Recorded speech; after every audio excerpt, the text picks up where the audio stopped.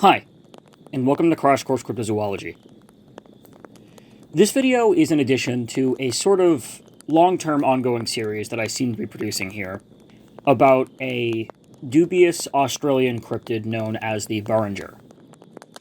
If you'd like some in-depth background information on the Burrunjor and on some of the things that I'm going to be talking about in this video, I do have two other videos that discuss the Burrunjor, but to give a brief rundown without needing to refer back to those videos, the Burrunjor is allegedly a large theropod dinosaur or theropod dinosaur type reptile, which most alleged witnesses have described as greatly resembling a Tyrannosaurus rex. Most of the reports come from the outback, and most of the reports come from a few specific investigators, although there are some outside sources. One of the difficult things to sort of navigate about the Burrunjor subject is its potential validity.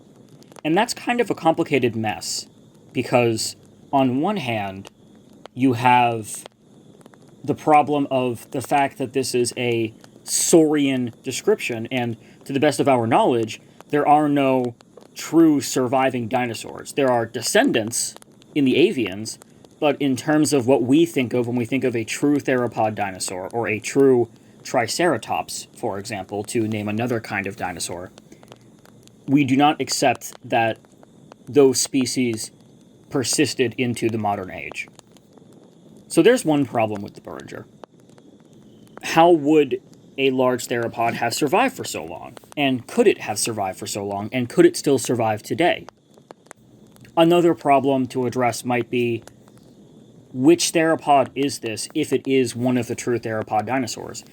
And there's also a new problem that I haven't been able to fully discuss before on this channel about the nature of a lot of the reports that have come out.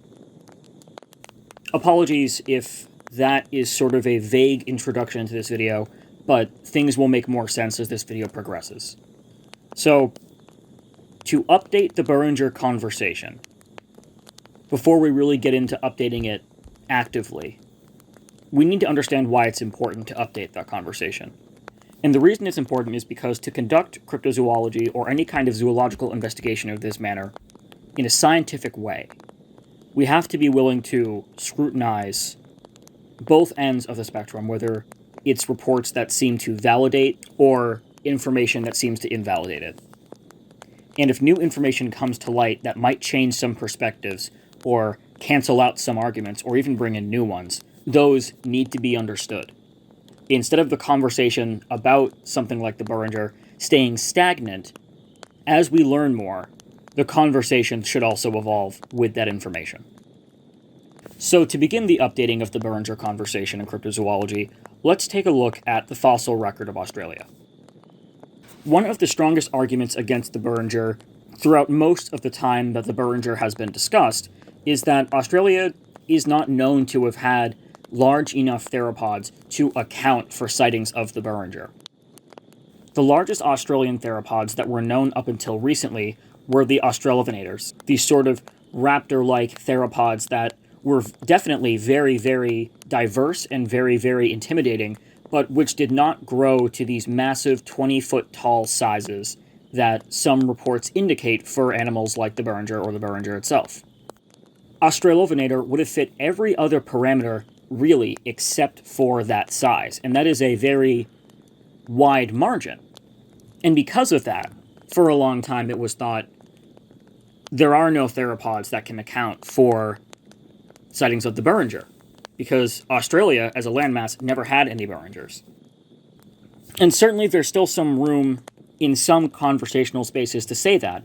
For example, when people say Tyrannosaurus rex, or people say people are seeing Tyrannosaurus rexes, not only is that kind of jumping the gun a bit to assume that that's the case, but it's also jumping the gun in the sense that Tyrannosaurus rex was never known to inhabit Australia. That being said, discoveries made in 2020 do update this conversation quite a bit. In 2020, the University of Queensland announced that there were these new fossilized theropod tracks that had been discovered in Australia, specifically in Queensland, around the university.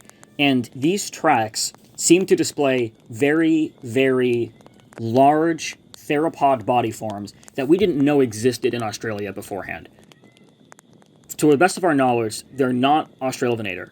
We don't know what species they are yet. It's very difficult to actually get together a complete species profile, whether it's new or something we just didn't know was there before, from just footprints. Anthropologist Anthony Remilio from the University of Queensland elaborates a little bit on what the tracks do tell us. According to Remilio, we estimate these tracks were made by large-bodied carnivorous dinosaurs, some of which were up to 3 meters high at the hips and probably around 10 meters long. To put that into perspective, T-Rex got to about 3.25 meters at the hips and attained lengths of 12 to 13 meters long, but it didn't appear until 90 million years after our Queensland giants. At the time, these were probably some of the largest predatory dinosaurs on the planet. So, a significant find, to be sure. Something that is, to some extent, a very reminiscent precursor of something the size of a T-Rex, but that came very, very long before it and in a different area of the world than the Tyrannosaurus would end up being able to inhabit. The similar size is really the significant portion of this, because now, unlike in the years prior to this discovery, in the context of the Burrunjor, we now must look at Australia's prehistoric fossil record, and we have to admit, yes, even though there's no physical evidence, let's say, that these species persisted into the modern day, we do have prehistoric precursors and precedents for something like the Burrunjor in the part of the world that the Burrunjor is supposed to inhabit.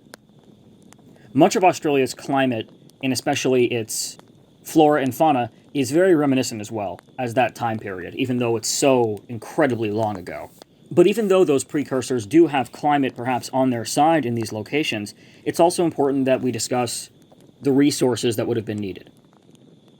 In my first video on the Burrunjor, I discussed how camel populations might be able to lend something that's a theropod dinosaur the size of the Tyrannosaurus rex a solid food source to sustain itself on if perhaps 1 to 2 camels could be caught during a hunting.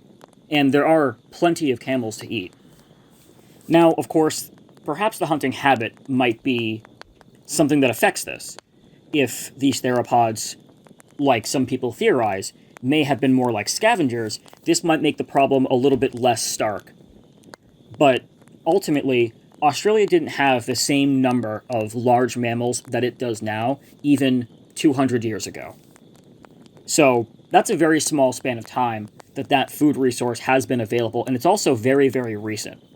So even though we have a precursor, we've been given that leeway, but we've also taken away some, understanding that food resource becomes a problem if you only take a few steps back in time. A major problem. The last problem that I want to discuss is something that I'll probably discuss more in one of my book review videos, but most of the research on the Burrunjor and most of the reports about the Burrunjor come from one source, and that is Rex Gilroy, who is an Australian cryptozoologist, and he has a book on the Burrunjor. Without divulging so much information that this becomes a book review, the reports that are given in the book are dubious because they seem to at least be written through the lens of how Rex Gilroy himself talks. It sounds as though he himself is narrating all of these witness statements. They use the same language that he does, they use the same mannerisms that he does in his writing, and yet it's quoted to many different people. Which, of course, testimonially, is kind of a concerning fact.